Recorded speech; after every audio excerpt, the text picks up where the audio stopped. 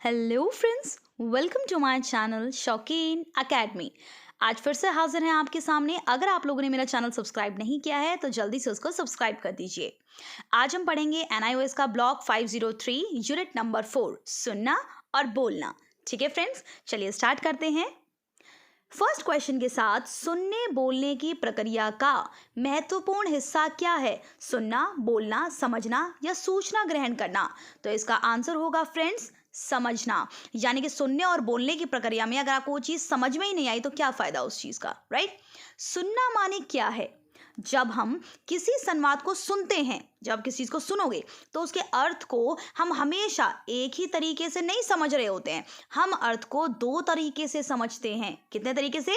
दो तरीके से। हम अर्थ को दो तरीके से समझते हैं। पहला, शब्दों के आधार पर संवाद को समझना।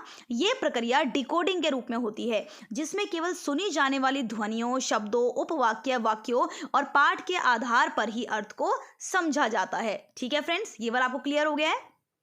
उदाहरण के लिए, यदि कोई मित्र हमें शाम के खाने के लिए अपने घर पर बुलाता है और आज से पहले हमने उसका घर भी कभी नहीं देखा, तो हम उसको फोन करके पूछेंगे यार तेरा घर है कहाँ पर, तो वो बताएगा सिटी सेंटर से बाएं, तीसरी गली में मोड़ कर सीधे चलिए, फिर बाएं और फिर बावर्ची का होटल वाला गली आएगी, उसमें तीसरा मकान मेरा है। ये सब प्रोसेस आपने सुनी। इस प्रक्रिया में हमारा पूरा ध्यान उसके संवाद पर होता है और अपना अनुभव हमें बताता है कि हमें इस क्रम को नहीं तोड़ना है। ठीक है, जैसे जैसे उसने बताया है हमें उसको ओनली ऑन फॉलो करना है। नेक्स्ट बात करते हैं अब बोलना। बोलने से तात्पर्य सिर्फ ध्वनियों, शब्दों का, वाक्यों का उच्चारण मात्र नहीं है।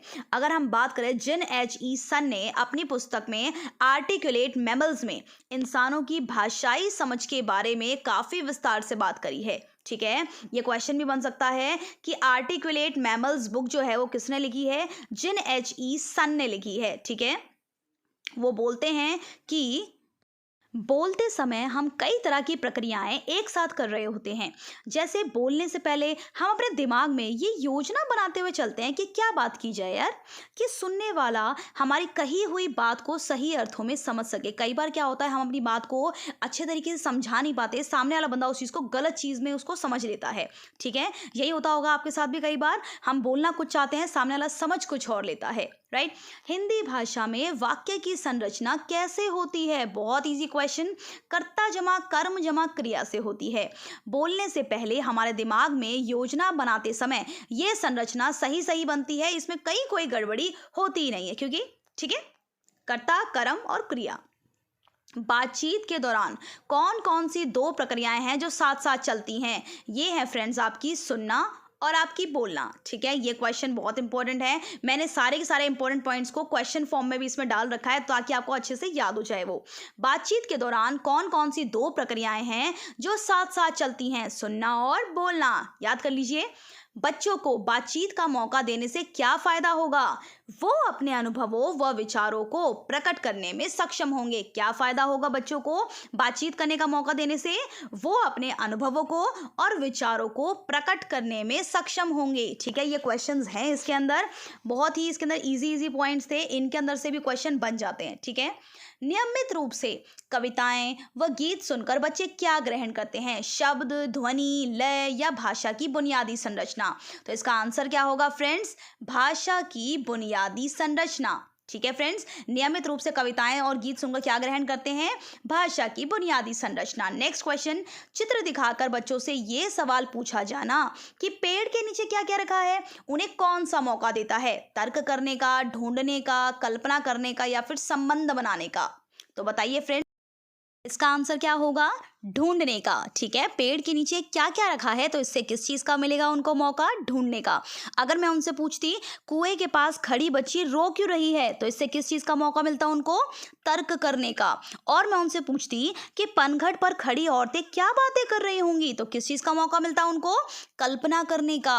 और दूसरा क्वेश्चन उनसे पूछती औरतें घर जाकर क्या करेंगी, तो इससे उनको मौका मिलता फ्रेंड्स भविष्यवाणी करने का।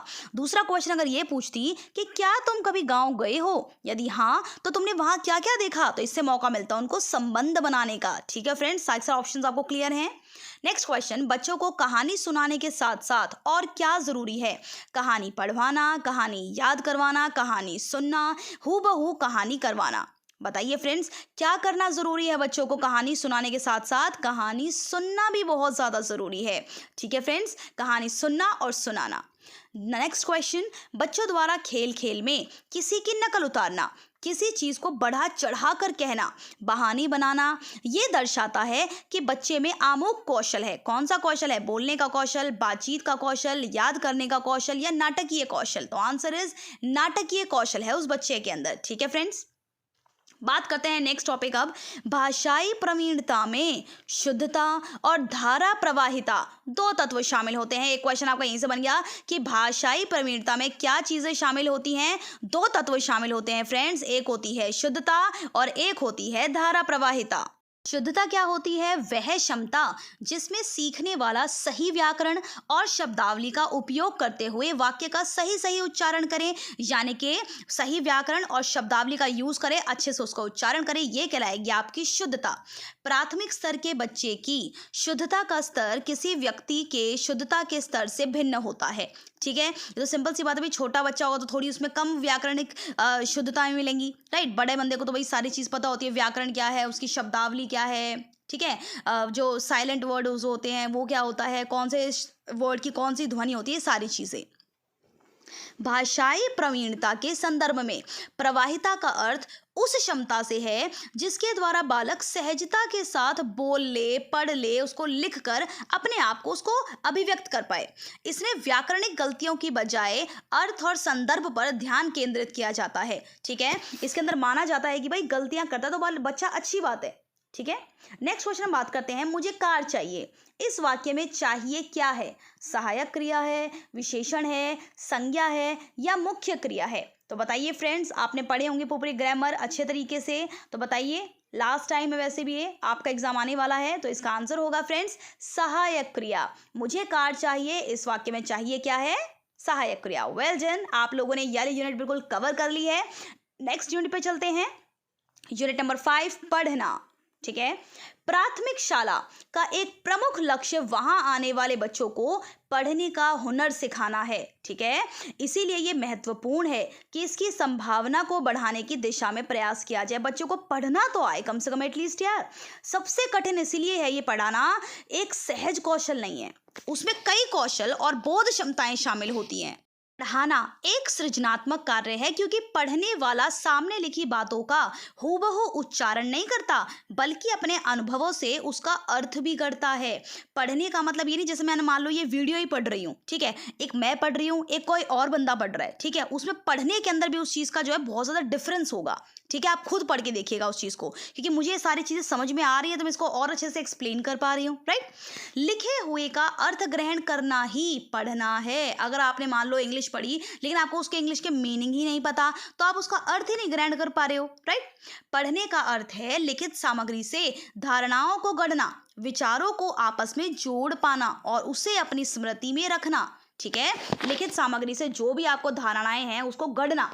ठीक है फ्रेंड्स, पढ़ना कौशल की सभी परिभाषाओं में जिस बिंदु पर सबसे ज्यादा जोर दिया गया है वो है फ्रेंड्स अर्थ, यानी कि पढ़ने का लक्ष्य ही क्या है हमारा? पढ़कर अर्थ समझना। यानी कि हम अगर पढ़ने की बात करें तो इसमें सभी चीज़ों का निचोड़ यही निकलता है कि आपको जो भी चीज़ आपने पढ़ी है उसका एटलीस्ट आपको अर्थ समझ में आए। ठीक है, पंजाबी आपने पढ़ी लेकिन आपको उसका अर्थ नहीं पता तो बिल्कुल वेस्ट है। इंग्लिश आपने पढ़ी लेकिन आपको उसको मीनिंग नहीं पता है, सिर्फ पढ़ लेने से क्या होगा जब उसका अर्थ ही नहीं पता तो। ठीक है, ऐसे ही हिंदी के अंदर ही बहुत सारे शब्द होते हैं जिसके हमें अर्थ नहीं पता होते हैं। क्वेश्चन करते हैं स्टार्ट। पढ़ने में महत्वपूर्ण क्या है? लिखे हुए का अर्थ ग्रहण करना, सारे शब्दों को पढ़ना, धारा प्रवाह पढ़ना या विराम चिन्हों का ध्यान रखना? तो आंसर होगा फ्रेंड्स बहुत इजी, लिखे हुए का अर्थ ग्रहण करना। बात करते हैं पढ़ना आने का क्या महत्व है, तो पंडित जवाहरलाल नेहरू जी के अनुसार क्या है भाई? पढ़ना जीवन के विभिन्न पहलुओं और इसके बदलते रंगों को समझना है। साथ ही एक सार्थक जीवन जीने की कला को भी समझना है। हमारे व्यक्तिगत जो एक्सपीरियंसेस हैं, अनुभव है, वो सीमित होते हैं और इसका विस्तार पढ़ने से ही होता है। जब आप पढ़ेंगे तभी तो आपका वो जो विस्तार वो बढ़ेगा। किताबें हमारा परिचय उन अनुभवों और विचारों से कराती है जिसमें असीम बुद्धिमत्ता और परिपक्वता की झलक मिलती है। राइट फ्रेंड्स, यानी कि किताबें पढ़ना ना बहुत अच्छा होता है। आपको ना बहुत सारी चीज़ों को जानने का मौका मिलता है। राइट, बहुत सारी चीज़ें, बहुत सारे एक्सपीरियंसेस, जीवन जीने की कला, इन सभी चीज़ों को आप जान लेते हैं। तो ये कहना था हमारे पंडित जवाहरलाल नेहरू जी का। पढ़ने के बारे में उनकी यही राय थी, ठीक है, कि विभिन्न पहलुओं और रंगों को समझना, जीवन की कला को समझना। नेक्स्ट क्वेश्चन आता है हमारे सामने, बच्चों में पढ़ने की रुचि का विकास कैसे किया जा सकता है? पाठ्य पुस्तकों द्वारा, वर्णमाला के अक्षरों को रटवा कर, पढ़ना सिखाने की रोचक प्रक्रियाओं द्वारा, या फिर कहानी को रटवा कर? तो आंसर इज पढ़ना सिखाने की रोचक प्रक्रियाओं द्वारा। ठीक है, पढ़ना सिखाने के प्रचलित तरीके व उनमें खामियां। तो बहुत सारी तरीके हैं, बहुत सारी खामियां हैं जिनको हमें डिस्कस करना है।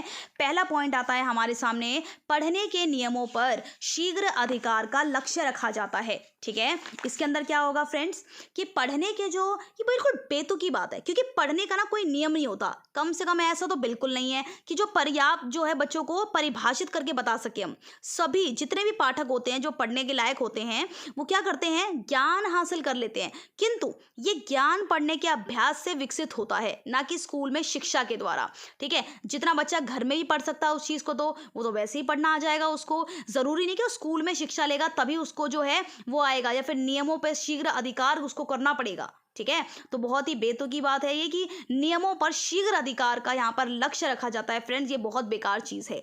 नेक्स्ट क्वेश्चन, नेक्स्ट पॉइंट आता है हमारे सामने, पढ़ने में ये सुनिश्चित किया जाता है कि बच्चे ध्वनि के नियम सीखें और उस पर अमल करें। ये भी बिल्कुल गलत चीज़ है। ठीक है, आप ध्वनि के नियमों पर वो जो है ज़्यादा बल मत दीजिए। ठीक है, बच्चे को ये सारी चीज़ें आती हैं, उस पर बहुत कम अमल कीजिए। ठीक है फ्रेंड्स, नेक्स्ट पॉइंट आता है, बच्चों को एक बार में एक ही अक्षर या शब्द सिखाने पर जोर दिया जाता है। इसका मतलब क्या है, बार बार उनको यही सिखाया जाता है। क से कबूतर, ख से खरगोश, ग से गमला।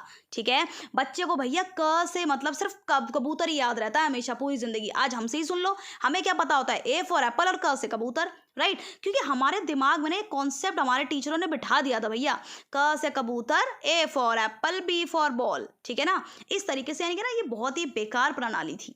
ठीक है, अब भी बहुत स्कूलों में ऐसे पढ़ाया जा रहा है। ठीक है, जिसमें बच्चों को सिर्फ क से कमल ही पता है। तो क और व को बच्चा क्या सोचता है कि ये दोनों चीज़ें एक ही हैं, उसे क्या ही पता चलेगा जब तक हम उसको मौका ही नहीं देंगे कि बेटा ये किस तरीके से भिन्न, आप खुद देखो क और व की ध्वनि कैसी है, क और व में क्या डिफरेंस है। ठीक है फ्रेंड्स, नेक्स्ट पॉइंट आता है, पढ़ने में बच्चों के अनुमानों को निरुत्साहित किया जाता है। ये अपेक्षा की जाती है कि बच्चे सिर्फ सावधानी पूर्वक पढ़ें। ठीक है, इसके अंदर गुडमैन ने भी क्या कहा था कि जो मनोभाषाई अटकलों का खेल ठीक ही कहा है, पढ़ने के लिए पूर्व अनुमान करना भी जरूरी है। धूल में लठ नहीं, बल्कि जानकारी के आधार पर पूर्व अनुमान होना चाहिए। ये कहा था हमारे गुडमैन साहब ने। क्या कहा था कि धूल में लठ नहीं, बल्कि जानकारी के आधार पर पूर्व अनुमान होना चाहिए। ये याद रखेगा डेफिनेशन, गुडमैन के अनुसार धूल में लठ वाली। नेक्स्ट पॉइंट आता है, शब्द दर शब्द पढ़ने पर जोर दिया जाता था। ठीक है, यानी कि जैसे अलग थलग शब्दों को पहचानना, उसके सीखने पर जोर नहीं डालने का एक और कारण ये भी है कि यह सबसे कठिन तरीका है। धारा प्रवाह पढ़ने वाला पाठक दूसरे संकेतों का उपयोग करते हैं। कोई अक्षर किसी शब्द में आता है या कोई शब्द जब किसी सार्थक वाक्य में आता है तो उसे पहचानना ज़्यादा आसान होता है। ठीक है, बल्कि उससे कि उसे अकेले में उसको पढ़ना। राइट, शब्दों को पहचानना, पढ़ना सबसे महत्वपूर्ण अंग नहीं है, बल्कि अकेले पढ़े शब्द को पहचानने के लिए ज़्यादा दृश्य संकेतों की ज़रूरत होती है किसी वाक्य में प्रयुक्त शब्द के। राइट फ्रेंड्स, नेक्स्ट पॉइंट आता है हमारा, पढ़ने में सटीकता और शुद्धता का आग्रह होता है। ठीक है, बार बार यही बोला जाता है कि भैया गलती नहीं होनी चाहिए बिल्कुल भी। बच्चा पहले डर जाता है, नहीं नहीं मम्मा मैंने ये बिल्कुल सही लिखा था। जैसे डिक्टेशन के अंदर देखा होगा आपने बहुत सारे बच्चों का एग्जाम्पल, जैसे अब टीचर अगर हिंदी की बोलेगी अब लिखो बच्चों गमला, या फिर कोई ई की मात्राएं बहुत ज़्यादा उनको दिक्कत होती है, इमली, ठीक है। इस टाइप से ना बहुत सारे वर्ड्स जैसे मात्रा के अंदर वो मिस्टेक कर देते, तो पहले ही बच्चा डर जाता है कि हाँ मेरे को तो गलती हो गई, छोटी ई की मात्रा, बड़ी ई की मात्रा, क्या पता टीचर ने किस तरीके से बोला है। लेकिन टीचर क्या एक्सपेक्ट करता है बच्चे से, भाई बिल्कुल सटीक हो, शुद्धता हो इन सब चीज़ों के अंदर, राइट।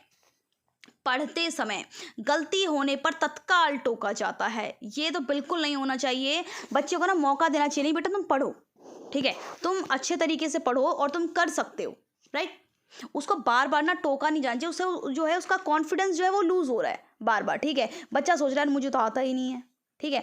वही ई की मात्रा, छोटे ऊ की मात्रा, बड़े ऊ की मात्रा, इन सभी चीज़ों के अंदर ना वो लिख पाता है, ना वो उस चीज़ को ढंग से बोल पाता है कि इसको किस तरीके से मुझे इसको साउंड क्रिएट करनी है, राइट। नेक्स्ट आता है बच्चों के स्वयं पढ़ना सीखने की क्षमता को नकारा जाता है, ठीक है। बच्चे क्या करते हैं, अक्सर पढ़ने के लिए ना कोई पक्ष वो खुद ही सीख जाते हैं जब उन्हें कोई नहीं पढ़ाता। तो जैसे मर में म पूरा है, रम में म आधा है, कई बार वो सारी कई कई चीज़ें ना खुद ही सीख जाते हैं। जैसे सा एक्सपीरियंस होता है कि हाँ भाई किस चीज़ में साउंड कैसी आनी है, किस चीज़ में साउंड कैसी नहीं आनी है, ये सारी चीज़ें ना टाइम के साथ धीरे धीरे बच्चा अपने आप सीख जाता है, ठीक है। Thank you friends, thank you for watching my video. Please like, subscribe and share. Thank you so much. आगे फिर मिलते हैं NIOS की नई वीडियोज़ के साथ। Thank you so much.